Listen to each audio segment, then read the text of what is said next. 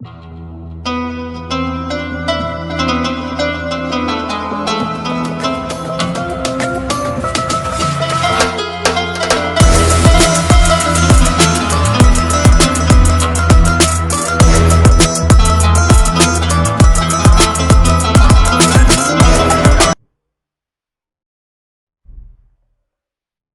satu tata cara penyembuhan yang diajarkan oleh Rasulullah Shallallahu Alaihi Wasallam untuk semua penyakit, baik itu penyakit baru maupun penyakit yang sudah menahun.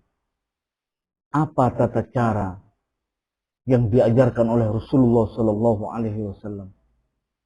Dalam hal ini saya temukan dalam ijazah yang diberikan oleh guru saya, Kyai Hanan Wakian Pare Kediri, menceritakan bagaimana Rasulullah Shallallahu Alaihi Wasallam mengajarkan cara penyembuhan untuk semua penyakit, baik itu penyakit baru maupun penyakit yang sudah menahun. Ikutilah channel YouTube saya kali ini sampai selesai. Mudah-mudahan bermanfaat.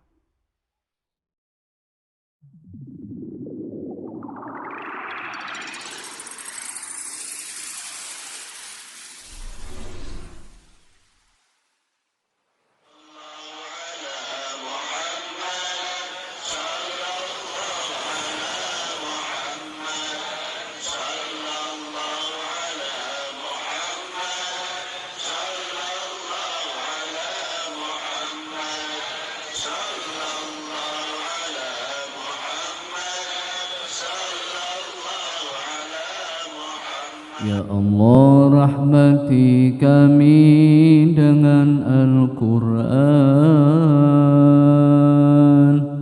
jadikan ia pimpinan, cahaya, petunjuk dan rahmat. Ya Allah, ingatkan kami apa yang terlupa, ajarkanlah yang tak diketahui, rizkikan kami membacanya siang dan malam, sepanjang siang dan malam. Jadikan ia penolong kami, ya Rabbal Alamin. Assalamualaikum warahmatullahi wabarakatuh. Bismillah, alhamdulillah, wassalatu wassalamu ala rasulillah Sayyidina Muhammadin ibn Abdillah wa ala alihi wa sahbihi wa mawalah. La hawla wa la quwata illa billah, amma ba' wa qala rabbi shrah li sadri wa yassir li amri wahlul 'uqdatam min lisani yafqahu qawli. Shadaqallahul azim. Hadratul muhtaramin, sahabatku sekalian yang mudah-mudahan selalu dimuliakan oleh Allah Subhanahu wa taala. Mudah-mudahan panjenengan semua selalu mendapatkan karunia kebahagiaan dari Allah. Mudah-mudahan selalu mendapatkan karunia kesehatan, karunia rizki yang banyak dan berkah dari Allah Subhanahu wa taala. Amin amin ya rabbal alamin.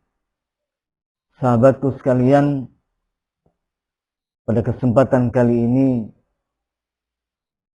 saya ingin ketengahkan salah satu ijazah yang pernah saya dapatkan dari Kyai Abdul Hanan Wakian, Syekhina, guru saya Kyai Abdul Hanan Wakian Pare Kediri. Ini merupakan ijazah untuk penyembuhan dari segala penyakit, baik penyakit yang baru maupun penyakit yang lama, maupun penyakit yang sudah menahun. Ini saya dapatkan dalam kitab beliau yang bernama Sulamul Futuhat juz 11. Di dalam kitab ini ada satu ijazah yang dikutip dari kitab Sitrul Asrar, Shahifah atau halaman 26. Beliau menuliskan, memberikan ijazah, ada satu kaifiyah atau tata cara yang diajarkan oleh Rasulullah SAW di dalam hal untuk menyembuhkan satu penyakit, untuk menyembuhkan segala macam penyakit, baik itu penyakit yang baru maupun penyakit yang sudah menahun tidak kunjung sembuh. Beliau mengutip di dalam kitabnya Sulamul Futuhat satu hadis dari Rasulullah SAW. Qala sallallahu alaihi wasallam, man kana bihi maradun, barang siapa yang dalam keadaan sakit, fal yaqra ala ma'in tahirin, maka bacalah atas air yang suci, bacakanlah pada air yang suci. Yang pertama Al-Fatihah, suratul Fatihah, wa ayatul kursi, dan ayat kursi, berjumlah berapa yang harus dibaca? Sab'a marratin, 7 kali. Jadi membaca Fatihah 7 kali, membaca Fatihah 1 kali, kemudian membaca ayat kursi 7 kali. Wal mu'awwidzatain ikhda wa sab'ina marratan, membaca surat Al-Mu'awwidzatain, yaitu surah Falak, suratul Falak dan surah An-Nas, masing-masing ihda wa sab'ina marratan, 1 ditambah 70, jadi 71 kali. Ihda wa sab'ina marratan. Wa yasrabu 'ala riki salasata ayyam, kemudian diminum selama 3 hari. Afahullahu ta'ala min kulli bala, maka Allah akan menjaga dari semua bala, dari semua penyakit, dari segala macam gangguan. Kemudian dalam keterangan kitab ini, banjur dan inum akan ing dalam waktu luweh mongso 3 dina, diminum selama 3 hari berturut-turut. Insya Allah, Allah akan memberikan kesembuhan. Sahabatku sekalian, kenapa harus air? Jadi ruqyah atau bacaan doa tadi, Fatihah, ayat kursi, mu'awwidzatain, dibacakan mengambil 1 gelas air atau dalam wadah yang besar, tidak masalah, dibacakan kepada air. Kenapa harus air? Air sesungguhnya bisa mendengar kata-kata, air bisa membaca tulisan, dan air bisa mengerti. Ini pesan dari salah seorang ilmuwan, Dr. Masaru Emoto dari Jepang, yang beliau mengadakan satu penelitian tentang air. Dr. Masaru Emoto dari Jepang pernah menjelaskan bahwa air bersifat bisa merekam pesan seperti pita magnetik atau compact disc. Dalam buku The Hidden Message in Water, semakin kuat konsentrasi pemberi pesan, semakin kuat, semakin khusyuk yang membacakan satu ayat atau surat Al-Quran pada air tersebut, semakin kuat konsentrasi pemberi doa. Konsentrasi pemberi doa, orang yang berdoa, orang yang membacakan suratul Fatihah, orang yang membaca surat al-mu'awwidzatain, orang yang membaca ayat kursi, dia semakin konsentrasi, maka hasilnya yang dibacakan pada air tersebut akan semakin baik. Ini mengambil pesan dari Dr. Masaru Emoto. Jadi semakin konsentrasi memberi pesan pada air dengan bacaan doa-doa tersebut, maka akan semakin baik hasilnya.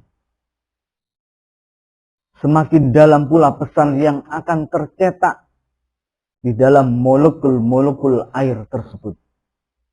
Jadi di dalam air tersebut terdapat molekul-molekul air. Partikel kristal air akan terlihat menjadi indah dan mengagumkan.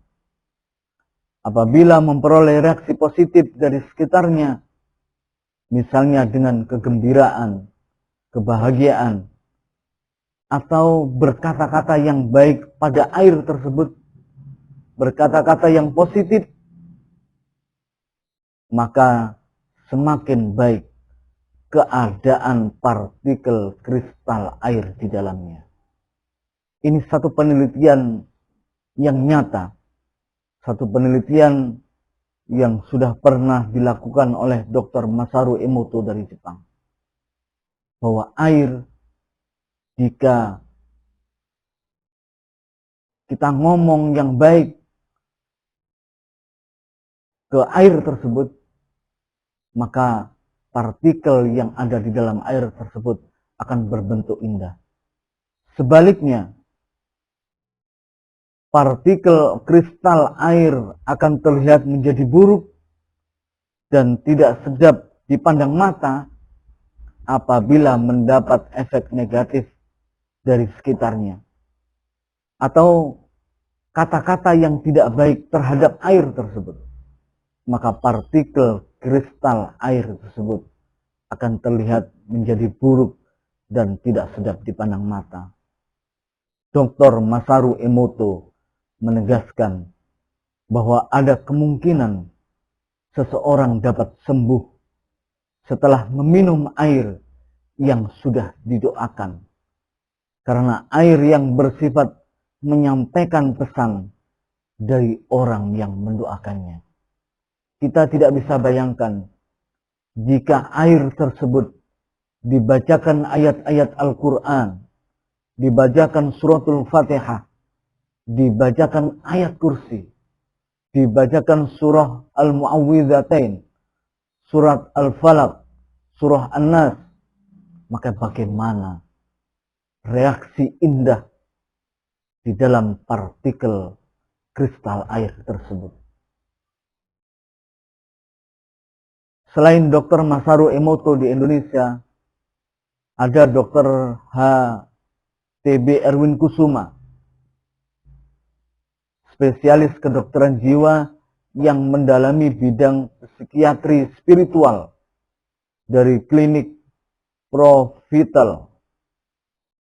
Dari klinik Pro-Revital ini juga menjelaskan bahwa air yang dikonsumsi dalam keadaan baik bisa menyehatkan. Fungsi menyehatkan itu akan lebih efektif bila air dibubui dengan doa, kata beliau. Fungsi air akan semakin efektif, semakin bermanfaat dari fungsi air tersebut apabila dibubui dengan doa, dibacakan dengan doa, dibacakan kalimat-kalimat Allah, dibacakan ayat-ayat Allah Subhanahu wa ta'ala. Atau dialiri bioenergi kita sendiri. Lebih lanjut kata Dr. Erwin menjelaskan air yang telah diberi doa, energi ilahiyah atau bioenergi, energi insani, bisa menyembuhkan semua penyakit akibat gangguan metabolisme. Ini kesimpulan dari Dr. Erwin. Karena itu Rasulullah SAW pun apabila menyembuhkan satu penyakit beliau membacakan suratul Fatihah untuk meruqyah air tersebut. Ini kadangkala di dalam tradisi kita meminta keberkahan air, minta banyu, minta ngombe, minta air pada kiai, minta air pada ulama, minta air pada orang yang kita percaya. Mereka orang-orang soleh yang jika membaca ayat-ayat Al-Quran, doa-doa ke dalam air yang kita berikan, lalu kita minum, maka air itu akan memberi manfaat yang baik bagi diri kita. Siapa yang sakit akan disembuhkan oleh Allah. Siapa yang sedih akan dibahagiakan oleh Allah. Siapa yang dalam keadaan susah, maka Allah akan memberikan satu kegembiraan kepadanya. Ini efek air yang dibacakan ayat-ayat Al-Quran. Bagaimana seperti yang dikatakan dalam salah satu hadis yang dinukil dari kitab Sulamul Futuhat ini, jika kamu sakit mangkana bihi maradun, jika kamu dalam keadaan sakit, fal yaqra ala ma'in tahirin, maka bacalah pada air yang suci, bacalah suratul Fatihah. Satu kali, ayat kursi ayati kursi sab'a marrah, membaca ayat kursi 7 kali. Lalu membaca surat Al-Falaq, Qul a'udzu birabbil falaq, dibaca 71 kali.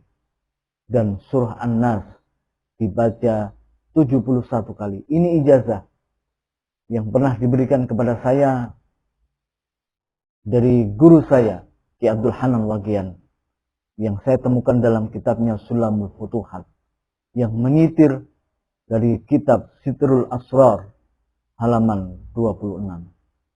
Ini sejalan dengan ajaran Rasulullah Shallallahu Alaihi Wasallam. Bagaimana Rasulullah meruqyah penyakit dengan bacaan suratul Fatihah. Rasulullah di dalam sebuah riwayat dikatakan Rasulullah sebelum tidur beliau membaca suratul Fatihah, membaca kulhu, membaca falak, surat Al-Falaq, surat An-Nas. Kemudian beliau meniupkan pada telapak tangannya, kemudian diusapkan pada seluruh tubuhnya sampai sejarak atau sejarak tangan beliau yang bisa sampai di situ beliau usap-usapkan kepada seluruh tubuhnya. Inilah salah satu fungsi kaifiyah bagaimana cara penyembuhan yang dilakukan oleh Rasulullah Shallallahu Alaihi Wasallam. Inilah mudah-mudahan bermanfaat salah satu ijazah penyembuhan bagi kita yang mempunyai penyakit baru. Maka tidak ada salahnya kita berobat secara dohiriyah, meminum obat-obat yang atas petunjuk dokter, tetapi kita juga berdoa kepada Allah sesuai yang diajarkan oleh Rasulullah. Membaca suratul Fatihah, membaca ayat kursi, membaca surat Al-Falaq, surat An-Nas, seperti yang diajarkan oleh Rasulullah pada sebuah air. Bagi yang sudah menahun penyakitnya, silahkan istiqomahkan. Ambil air, satu gelas atau wadah yang agak besar. Setiap hari bacakan air tersebut. Fatihah 1 kali, ayat kursi 7 kali, surat Al-Falaq 71 kali, kemudian surat An-Nas 71 kali. Istiqomahkan. Jika air itu dibacakan, kemudian ditiupkan, diminum. Jangan diminum, jangan diminum semua, diminum sedikit. Besok bangun tidur, cara meminumnya setelah bangun tidur, sebelum memakan apapun atau minum apapun, bangun tidur minum air itu dulu. yang sudah dibacakan doa. Lakukan secara rutin. Jika airnya habis, ambil air lagi, bacakan doa ini lagi. Inilah seterusnya. Jika habis, ambil air lagi, bacakan lagi. Minimal 3 hari. 3 hari air habis, maka bacakan doa lagi pada air, ambil air lagi. Habis, bacakan. Begitu seterusnya, istiqomahkan sampai kita mendapatkan kesembuhan dari Allah Subhanahu wa taala. Dan yakinlah, pasti Allah akan memberikan kesembuhan.